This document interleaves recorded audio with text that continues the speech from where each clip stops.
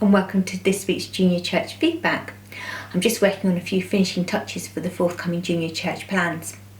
Did you enjoy our trip down memory lane just a minute ago? Now I'd like us to cast our mind back to around about 5 months ago when I did this Junior Church feedback slot. And our story this week was about how God had a plan for Joseph. As we know, Jacob had 12 sons, but Joseph was his favourite. So much so, he had a colourful coat made for him that Joseph just loved to show off. As you can imagine, much resentment and jealousy broke out about the story this week. To quote one of our Junior Church members, "Thank you, Ian, for reading this week's bedtime story. I really enjoyed it, but what happens next? You left it on quite a cliffhanger." Do you remember? Yes, it really does feel like it was a lifetime ago.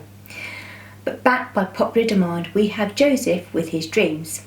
Now the children are dead keen to find out what happens next with Joseph, and to be fair, have been extremely patient with waiting to find out what happens with that cliffhanger.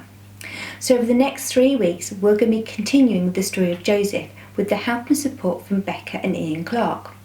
Now our children this week have been making prisons out of lollipop sticks, like you do, so that their wooden puppets can go in and out of prison.